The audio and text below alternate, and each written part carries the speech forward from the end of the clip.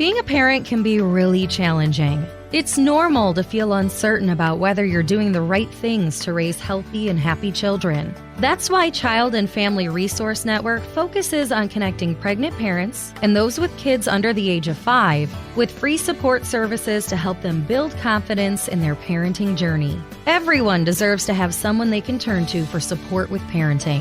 Visit childandfamilyresourcenetwork.org today. This show is part of the Head Stuff Podcast Network.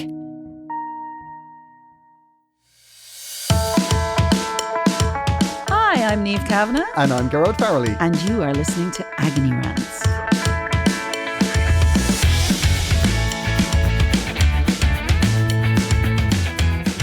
Ho, ho, ho. This is our Christmas episode. Yay! Yay! And we are very excited. Are you excited about Christmas, Niamh? Yeah, I am actually. I am very much excited. I mean, I'm going to be working quite a bit of it, but I have a nice little section of time off. And unlike previous years, normally you'd be traumatized having to get the Santa presents and all that. Obviously now it's slightly different because obviously we're on Chris Kindles everywhere and the boys are men now. So what they want is money. Okay. So you're just essentially writing 2 checks. Basically, yeah. And so it's a lot easier in that sense. So, but I am still cooking dinner for everybody, but I do love that. I do love it. That's your routine every year, isn't it? You're always like the... Yeah, I cook. You cook. I'm like Steven Seagal. I also cook. No, I cook. I like to cook. That was from Under Siege, by the way. And it's like, I like to cook. So I actually quite like that process. It doesn't stress me. I mean, next week now I'm going to have the gravy made ahead. I'm going to have the pigs and blankets in the freezer. All that goes in the freezer. That comes out the day before. But I just love the smell of the turkey in the house. And I love everybody sitting down, and then we have lots of games. Like my friend Sarah is the laugh. Like she's really competitive, and I mean she's really still traumatized by the fact she still hasn't beat me at Yahtzee yet. But the thing is, and I only learned it. Like I'd never played it before. But we are very competitive as a group. It's good crack, and the kids all went to school together, so they all have a bit of a laugh. And so it's nice when you have a big gang. So it's an idyllic family Christmas. Yeah, is what you're having there. I mean, to be fair, Paul and I will not speak to each other by the end of the day. But but it'll be good. We'll make up. We'll make up. It'll be fine. He'll be asleep for most of it anyway. So I know. I sometimes, I'm never sure how I feel about Christmas. Like sometimes I'm really looking forward to it, and then sometimes I'm like, oh wow, I really feel like I'm looking down the barrel of a gun. Oh, why? What's going to happen? What happens in your life? I mean, like, it's really weird. It was only a couple of years ago. I used to always be one of those people where I was like, oh my God, I love Christmas. I love Christmas. And then I remember I had a moment about, I'd say 3 years ago when I was on Grafton Street the day before Christmas Eve with loads of stuff, and I realised, oh my God, I actually hate this. What is it about it I like? I love the build-up without the shopping. Like I do like walking, down Grafton Street and there's the lights and all that sort of stuff. Yeah, it's lovely. I did once go to the turning. Have you ever gone to the turning on of the Grafton Street lights? No. I'm usually busy in my career. Wow. Wow. It might be Christmas, but Niamh Kavanagh can still land a smack. Well, I went one year, right? And I'll tell you what happened. Where? I was standing up beside the Christmas tree. Okay, right up against. Yeah, so at the Christmas tree, and they set up a stage, and the Christmas tree lights were on. Okay? Okay. And Brian Kennedy got up and sang a song that was a good 20, 25 minutes long. Okay. Yeah. But he was very theatrical. He had a cape on. It was very exciting. Oh, okay. Yeah. Then there was a countdown. All of the assembled crowd that were looking at the Christmas tree counted down. And then the lights turned on behind them. Oh, yes, okay, because it's the whole street. Okay. So anybody that was there didn't to see the lights missed it. Like literally everybody missed it. And I remember coming away from that going, I don't know what that was. There wasn't quite a forethought in that. I'll never forget as long as I live. So they were kind of in the vicinity of the lights being turned on. Yeah, they were in the area when they were turned on, but if you were in any way engaged in what was going on, you 100% missed it. You completely missed what you were there to see.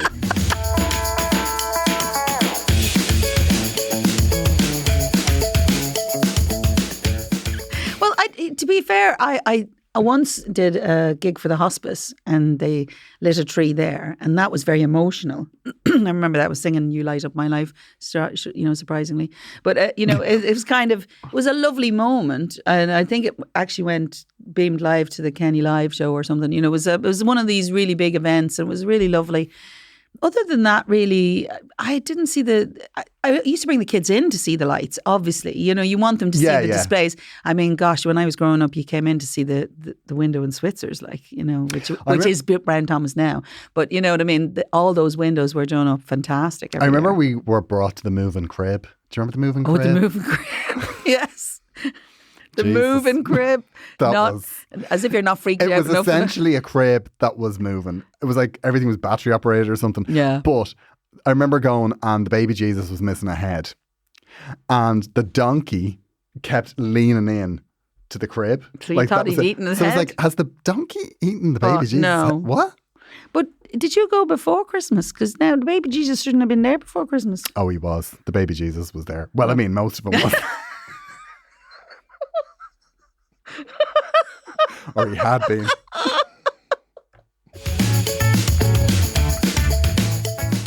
Did you ever go to midnight mass? Oh, God. Do you remember when midnight mass was midnight mass, right? It was midnight. I never went when it was midnight mass. I did, because I'm that old. But you will probably miss that out, because then obviously they didn't want the drunks in there, so they kind of it gets earlier every year to because me. it would have been the same church. Oh, yeah. Yeah. And I remember we used to go to midnight mass, but it was at 6 o'clock. It wasn't as early as that. No, it was 8 or 9 o'clock at night. Yeah, it definitely wasn't 9, because I remember we'd be home and all by 9. Ah, jeez. But I made my stand. That was my one ceremonial mass I used to go to, the lip service. Yeah. And I stopped in 2015 because I got all political. I was like, if you're a no in the marriage referendum, I'll never darken the door. So it's like those. This is not this kind of podcast. It is. I swear to God, it is. It is now. So it's like I'm never gonna do any lip service anymore. Yeah. So I stopped. I used to have this awful thing that would happen during Oh Holy Night. Right. That's my song at Christmas. I sing that every Christmas Eve. You can sing. Oh. The poor woman. I think she used to work up to this all year. That used to sing this, and she would beat it to death. Yeah, but now the only thing about A Whole Night, right? A lot of key changes. It's big. And it's big. And not only that, they never, I don't know if you know this about church songs, they don't put it in a key that suits either men or women. No, they put I think they're trying to please everybody. They put it in the key that the organist can play. Yes. It's like, it's this, Bernie. Get on board. Yeah. Good luck. Or you're losing your solo. Yeah. So this poor woman would work up to it. But it started the second last time I went, I got the giggles, the minor giggles, right? Oh, no. But the last time I went, right, and my mother did ask me to leave the church. That's how bad it was. Was it that bad? Yeah. Oh, no. You see, I was anticipating the giggles. Okay. Because I was like, this is where I got the giggles last year. And then they started to dun, dun, dun, dun, dun, dun, dun. Because everything starts with an arpeggio. And then she's rolling up her sleeves and taking her breath, and you're going, oh, Jesus, this is going to be bad. And I could feel the giggles coming, and they came. And the problem was that my brother started laughing as well. And he's a louder laugher than me. And my mother was furious at the two of us. She said I was a bad influence. He's 32. He was 32 when this happened. You are a bad influence, I'm not going to lie. Yeah, but anyway. I enjoy it, so it's all right. I know, well, midnight mass. I bet you people say that about me now. Oh, it's Niamh Kavanagh now. She's lowering herself to being with this filthy comedian, destroying her career. No way. They do not, surely. They say, how lucky for you, Niamh, to be with such a youthful presence. I say that with hesitation, to be fair. Yeah. I think we might retake that line with a bit more enthusiasm. Yeah. No, we won't. So what we did was we did a shout out on social media, and we got... We did. We put a shout out on social media. Now, is this the giggles you were talking about? Yeah, I'm glad. Well, shall I sing O Holy Night? Yeah. That's the way we should end, Niamh. So people can play this on Christmas Eve. Gosh, you can do A Holy Night. We can't be doing that. Lovely. Where's the arpeggios? You do the arpeggios. Dun, dun, dun, dun, dun. Bernie. Okay, go on. Yeah. She took her arthritis meds late so she could get through the whole song.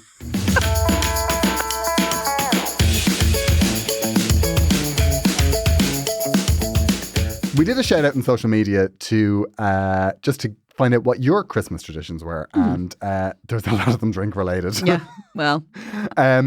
First one is Alan. He says, every Christmas morning my mother insists we go to the local graveyard and visit all the dead relatives. Have you ever heard anything more Irish in your life? We always try and get a gin into her early, as it's the only way she'll stay at home. Well, actually, funny enough, like, you're lucky they're only in one graveyard for a start. That works out quite handy. Yeah, that's quite nice, all in one place. I have a kind of a similar story, but not kind of graveyard related. But basically, when we were young, my mother used to bring us up to her friend, our best friend, Doris. She passed last year, which we all devastated by. But Doris was the life and the soul. She had 8 children, and then us 3, and then eventually 4 would traipse up there every Christmas morning, and then the 2 of them would start with a wee Volga, like a little Volga before the dinner. What's a Volga? Vodka. Oh, we'll have a little Volga, Niamh, and then not me, obviously. And so, but every that morning, you would all have to have your song. Now, whether you could sing or not, you had to be a song, right? So everybody sang their song, and if you knew it, you jumped in and whatever. And then, obviously, over the years, it went on for years and years. Every Christmas morning we went to Doris's and we loved it. We absolutely loved it, right? And we'd go up there and then we'd all try to escape from the singing so we could go and watch Top of the Pops to see who was number 1. That's the way it was. That's how we grew up. It was amazing. And then one year, obviously then the boyfriends started arriving and the girlfriends, because obviously there was 8 of them. So that you can imagine we're bursting on seams. But even the boyfriends and the girlfriends had to sing. And then the one poor unfortunate boyfriend arrived in one time. And, you used to try and help them out if you knew the song, but he was actually all the way to the chorus before anybody knew what it was. He was actually singing. It was so bad, like so bad. And he was mortified. But what was even worse was the 2 old Harridans in the corner sitting there with 3 vodkas in them, laughing their heads off at him after bullying him into singing. Oh my God, best That is memory. My worst nightmare. No, it was amazing. It was amazing. And actually, we really miss it. And I loved all the gang. And we still talk about it. It was such a fantastic thing. But, my mum used to drag us all places. We used to have Doris's in the morning. We'd go home and have our dinner. And then we'd have to go out that night and perform for whoever else that was. Is it any wonder I am the way I am? No, it's not. So be lucky it's only the graveyard in the morning, Alan. Yeah. Well, the thing about I don't know why people do this. Because those people are dead all year. Yeah, they are. They're also dead 2 days before Christmas. You can go Gearóid, you are heartless. What the hell is wrong with you? I'm just, why on Christmas morning, a day that is fraught with emotion as it is, do you kind of go, let's start at the lowest point that we can find? No. It's so sad going to graveyards on Christmas Day. It's not always sad. It's remembering the person. Says Niamh Kavanagh. Only if it's not always sad if the person was an absolute prick. I did not say that. You said that. People sometimes it's good to go and say the world is such a better place. No, I didn't say that. Okay, so Donald's is very quick, right? And it says, used to get drunk quite a lot, and now it's quiet reflection. Donald, I'm happy for you, because actually it's nice to be quietly reflective. On Christmas Day, exactly. On any day. Do you not make fun of Donald? Donald is saying a very real thing here. You don't have to have alcohol to have a lovely day. You absolutely don't. Unless you're having it with your family. And if you in any way want to get through it with any semblance of sanity. Road. I don't believe it. Well, from a big family, you just need a little, Yeah, but that's what Top of the Pops used to be for. You used to go into another room to watch it. Yeah, you have Top of the Pops in your 20s. Once you get to 30s, it's Xanax or nothing.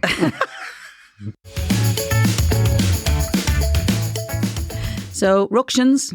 Ruction says she drinks as much as possible in the shortest amount of time possible. I don't think that's exclusive to Christmas for her, I'd say. No, because I'll be honest with you, when I copied that into this, I had to actually correct. There was a few misspellings. So I think Ructions is well on her way for Christmas. She is doing some deep prep there. Well, thank you for contributing to the show, Ructions. I'm pretty sure you're not alone in that sentiment. And when you listen, I think you might be very, very surprised to hear that you did. So next one is Mary. In my family, our tradition is usually an argument. Usually we've had it by 4:00 and then we have our dinner. if it didn't happen, I'd miss it. Mary, I totally understand that. Yeah. I love a good... It always starts, everyone's so delighted to see each other. They are. Yeah. And it's an hour tops. Like, it's literally an hour tops. You're like, I wish this fucker would go back home. Oh, you don't mean that. That's horrible. No, that's horrible. exactly the way Christmas goes. I've been here for more than an hour. But Niamh, we get on. We do. We do. We get on so well. Like, I come from a house. It's not just for the cameras. I come from a house, though, where we were the family that were visited. Oh, yeah, yeah. And that's hard going because you're at the whim of when they want to go home. Yeah. Yeah. Like, and so, like sometimes you can just... No, you just clean up you're around waiting them. for your dinner. Like, you're just getting ready for the dinner and then it's like, ding dong. You're like, who oh, yeah. could this possibly be? And then slowly the turkey's drying out. Yeah, you're just watching it and you're like, oh, here we go. And here, I have a question. How long do you cook your turkey? I'm going to be honest, I've never cooked one. I've never cooked a turkey. I can't be friends with you. Do you know what? I've never cooked a ham either. Oh my gosh. Yeah, I like roasting meat. I've only ever roasted a chicken. Oh no, I tell a lie. A couple of years ago, I roasted, I did a roast beef. Who are you? I know. And it was because one of my friends was in Dublin doing shows and she came over for dinner and I was like, I'll do a roast. And it was the first time I'd ever cooked roast beef. And I was kind of worried. I was like, God, if she has to cancel a load of shows because I've given her food poisoning, I could be in trouble here. I have two words for you. Meat thermometer. I got one after that. It's amazing. I got one after that. Takes all the tragedy out of it. Oh. Although there's not as much fun in the jeopardy, but I'm just saying. Yeah. No, but I'm telling when you. they're 2 hours later and you're slapping them in the hand going, how do you feel? Yeah, I remember my mother practically getting up in the middle of the night to put the turkey on. And it doesn't bear thinking about because I literally to cook my turkey like you do a chicken. You do it on poundage of weight. And the first year I did it, she was so horrified when I told her. I took it out of the oven for an hour, or took it out of the fridge for an hour before just to let it come up to room temperature. And I put it in for maybe 2.5, 3 hours. And she was completely shocked. She thought we were all going to be dead by the end of the week. And yeah. Why? What was the way? Was there an older way to do it? No, they used to cook them all night. It was just because it was such a big bird. They never... you were just so afraid of getting sick because you could have. Okay, yeah. You know, and... but actually then they realised it was just a slightly bigger bird. You didn't need to... You didn't need to cook it for like 20... How does a whole generation of people not draw the line between a chicken and a turkey being well, pretty similar? I don't know. It doesn't make any sense now, but that's just the way it was. Get it up to room temperature. Don't be messing about. And let it rest. I let it rest for about 3 hours afterwards. When it's cooked? Yeah. I put a big towel over I put a cover it with foil and then I put a big towel over it and it keeps it just as hot and it's gorgeous. That's my dad's favourite thing about Christmas. He does all the meat. I sometimes think he would have, loved to have been a butcher. Yeah, maybe so. Or a serial killer. You mean, I was just going to say, clearly not just the cooking, it's obviously the killing. Yeah, it's like, he also makes his own stuffing, which there's a family recipe. Yeah. Has he passed it down to you yet? Well, I think he's improved it because my granny used to make it and honestly, I've never tasted anything that tasted more like Paxo up, but anyway. So you want to read out Jonathan's one? Here's the next one. Jonathan, Christmas tradition for your pod. So I have 7 bratty nieces and nephews ranging from 1 to 13 that I have to entertain every Christmas. One particular Christmas Eve, to distract one from having a tantrum, I said, "There's no time for crying. You haven't slapped the turkey a major Christmas wish yet." Jonathan, you are now my new best friend. Go on. He was so puzzled by this bizarre concept that I had just made up. He immediately stopped crying. I proceeded to take the whole uncooked and I think covered in cling film turkey out of the fridge as 4 toddlers queued up to slap it and make a wish, and a yearly tradition was born. I think there's a couple of things that are my favourite thing in that, but one is in brackets, and I think covered in cling film. There's not a mission that feckin' chicken. That bird was not. It wasn't covered in cling film. Covered in cling film. But you're just covering your faces here now. He put that in so he's not criticised. It's okay. All the children had salmonella on their hands that way. 7 nieces and nephews. What a clever thing, Jonathan. That is fantastic. That's a lot. Do you know- Bratty nieces. I saw a tweet during the week and I thought it was really, really brilliant. There should be tax relief on couples individuals that don't have kids that have to buy for nieces and nephews. You should get tax relief. I absolutely agree with it. Lisa, we used to go carol singing, and me and my sisters love a bit of singing. Right?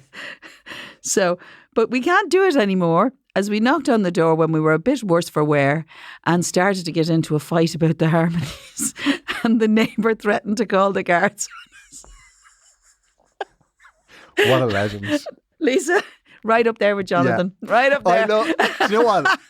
This idea of coming home from the pub and going, we're going to knock in and go caroling. I like that mentality is absolutely incredible. Oh, it's like... It's biblical. It's a community service. It's like when Mary Magdalene and Mary Christ were coming home and they rolled back the stone. That's the one thing in the Bible that was never explained.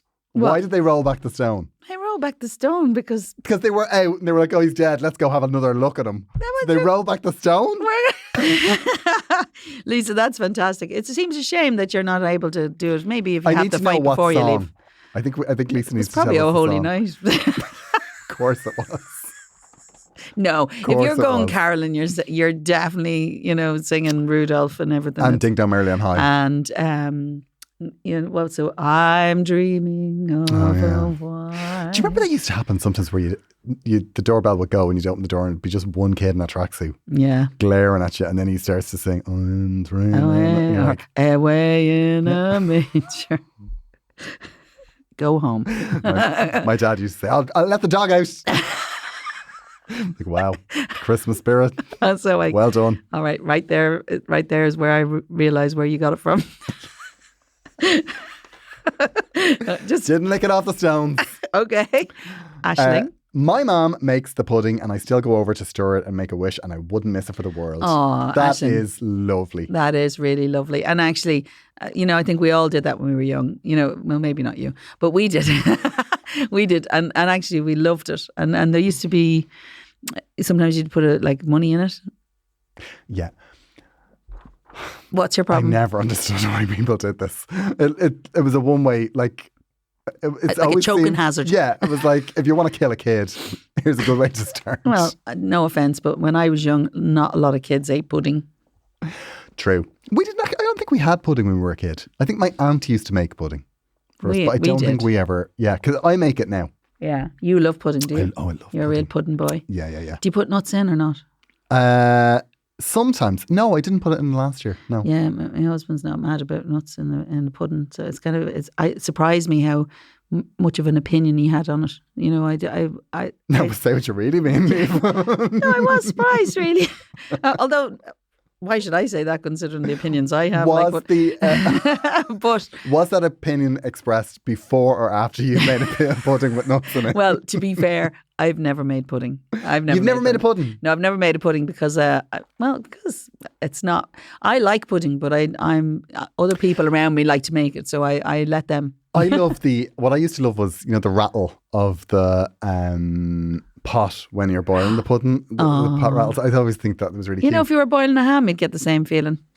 I got into trouble then a couple of years ago because I took a video of the pot on the cooker rattling. Why did you get? And I posted and said, "Oh, finally found a way to calm the cat down." People went mad. Because they're messing. People have opinions about this.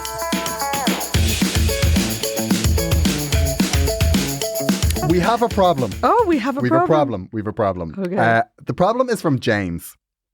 Mm-hmm. And this is an interesting one, actually. And I think we might be able to help with this because we're both from, I think, families similar to what James is talking about here. Okay. Right. On Christmas Day, we all get together in my family and it's lovely. And there is something that happens that drives me insane. And honestly, I don't feel I'll be able to handle it well this year. Oh. I don't know how it starts, but it's like the conversation turns to people taking the piss out of each other and constantly telling embarrassing stories, which is fine. It's fine when it's not you. I know. A nerve has been hit on the Kavanagh side of the table. And telling embarrassing stories, which is fine, but it just goes on, and it really grinds me down. I don't even know how to approach it. What do you think? Or have either of you been in that situation before? I'm never not in that situation. I'm never not in that situation. Honestly, in my house, the dinner table is sacred, right? We go around the dinner table, and it is true for it that no partner enters our lives for permanency unless they survive the dinner table. Good gosh, that's a nightmare. No, it isn't. It's wonderful. You'd love it, Gearóid. The banter is ferocious. Now, you don't have to be brilliant at the banter, and if you some of them are not as interactive as others. They just find it funny, but they don't take it personal. No, that's not true. Everybody takes something personal from at home, and then they sit and of course they sit on destroyed. it for about a week. How was your first meal with the Kavanaghs? I'll tell you in a week when I'm recovered. Now, to be fair, they won't necessarily get the grief on the first day, but you know what it's like. You're a lot of people at the table. If we're all together, you're looking at, I'm trying to do it quickly in my head, you're looking at 14, 16 people at a table. Yeah. That's a lot of people with partners. That's not including the kids necessarily. Yeah. But, you're talking about 16 people all having the crack. Absolute nightmare in the sense of we just no safety catches on whatsoever. And my mother is absolutely fantastic. She tells the best stories. And sometimes you're sitting there going, oh, I know where this is going. Please don't go there. Please, please. And when she brings the ex-boyfriends in, it's like, really? Really? Luckily, my husband is equally involved in the banter, and recently she went through the whole family telling them what she thought of us all, because she was so pleased to see us all. She lost the run of herself and told my husband that he was the favourite, and then she told me that I was lucky to be married to the favourite. So we just leave that there. But, wow. Yeah, no, but it was really fun. I feel like I should be friends with your mum. You'd love her. My mum is amazing. But actually, there's a whole gang of us, right? A whole gang of us. And if you don't survive that, then you don't know who we are as people. It's so intrinsic of who we are that, essentially you can't really be part of the family unless you survive it. Well, I think I would be more in James's camp. In the sense that I come from a family that's like that, but it's the girls that are like that. So it's the it's a boy-girl thing. Yeah, it is a boy-girl thing, I think. To be fair, I was reared in a house of girls. House of girls, yeah. So. And there's me and my brother who are like the quiet ones. We barely know each other because the girls have never stopped talking. Now, I don't believe that for 1 minute. I swear to God, we are the real quiet ones in the family. Wow. It's bizarre.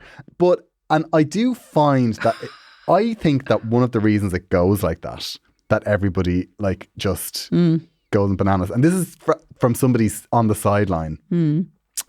I think the reason it goes like that is there's a whole load of people that are all in the one conversation.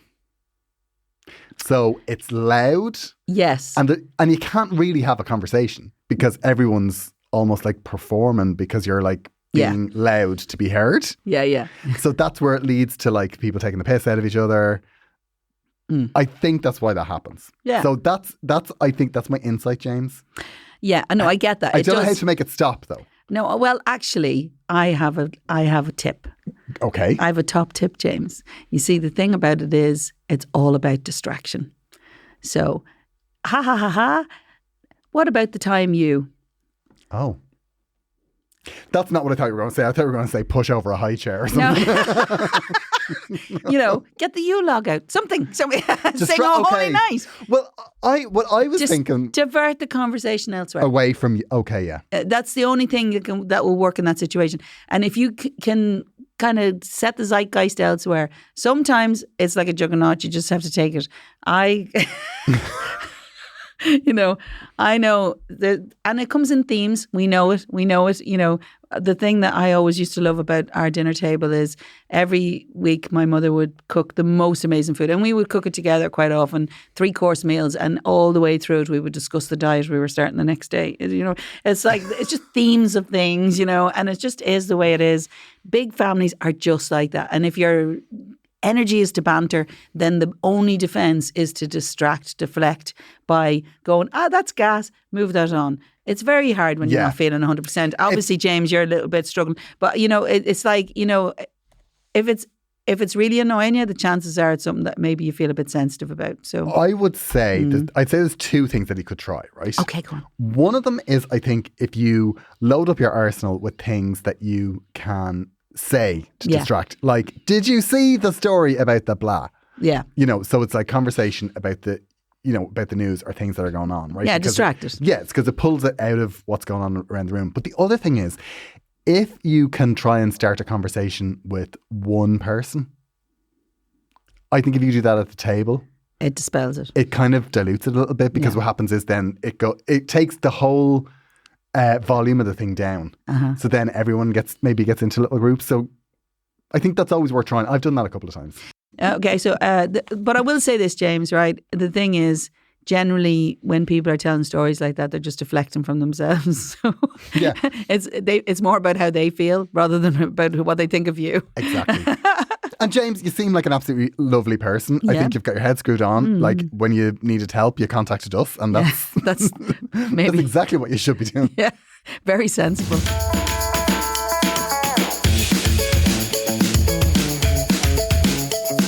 We're stopping for a moment to remind you that we are part of the Head Stuff Podcast Network. You see, I've been practicing that. If you would like to support the show, you can pledge as little as €5 a month, and in return you will get bonus content and private messages if you send extra money from us and from all the other shows on the Head Stuff Podcast Network. And we want to tell you about one of them, the Bootsy Boys Blackbird. It's a new show, and actually it is hilarious. It's kind of... Bootsy Boys, they've tapped into the vibe of Michael Flatley's thriller, Blackbird. Do you see what I did there? Yeah, well done, Niamh. That was pretty spectacular. Do you like that? Was pretty spectacular. Do you see what I did? I could have been in that. Michael Flatley will probably be delighted with your endorsement of this, because he has probably spent his whole life trying to just live up, because you created him. I did. You're the reason for Michael Flatley. I did, to be fair, roots and all. I did. I did. I gave him life. Well, I gave him an opportunity for life. You gave him a spot. You gave him a spot, and then you just stood there glaring at him. Side stage, waiting to go on to present. Who won that year? Paul and Charlie. Rock and Roll Kids. Waiting to present the Rock and Roll Kids with their trophy. That's right. While Michael was on his satin, hammering away. Lashing across the stage. Now, to be fair, he wasn't on his own in that. He wasn't on his own. Jean Butler, yeah. Everything he did... She did backwards and in heels. Yes. Who's the better there? Okay, so anyway, they have done this wonderful show, and you really should have a listen. At the dawn of the 21st century, the Michael Flatley wrote, produced, starred in, and shot, but refuses to release his film, Blackbird, an action-packed remake of Casablanca for the modern age.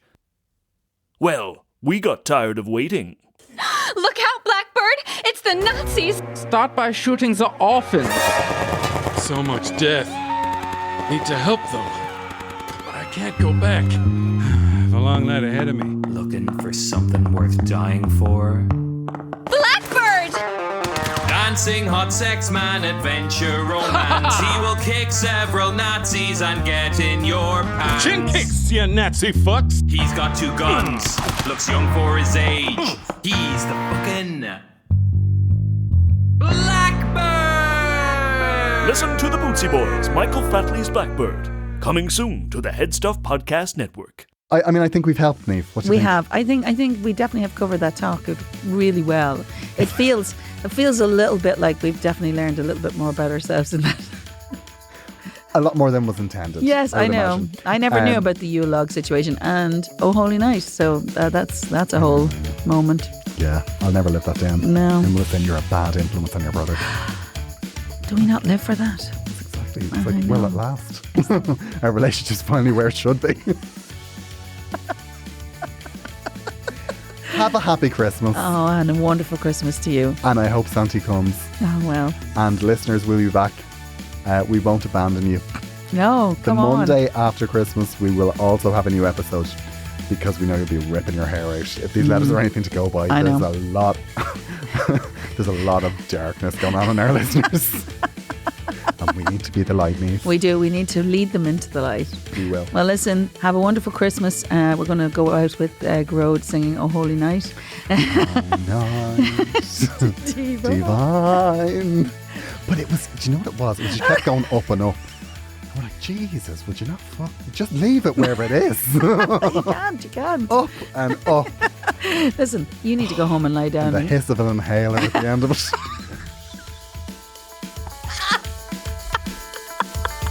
Thanks for listening.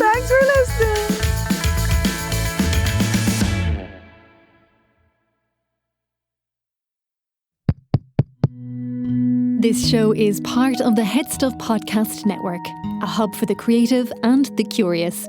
Shows are produced in association with Head Stuff and the Podcast Studios Dublin. Find out more or become a member at headstuffpodcasts.com.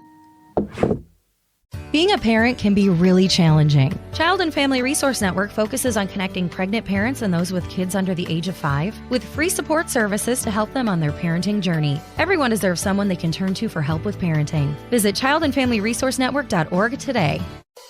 Being a parent can be really challenging. It's normal to feel uncertain about whether you're doing the right things to raise healthy and happy children. That's why Child and Family Resource Network focuses on connecting pregnant parents and those with kids under the age of 5 with free support services to help them build confidence in their parenting journey. Everyone deserves to have someone they can turn to for support with parenting. Visit childandfamilyresourcenetwork.org today.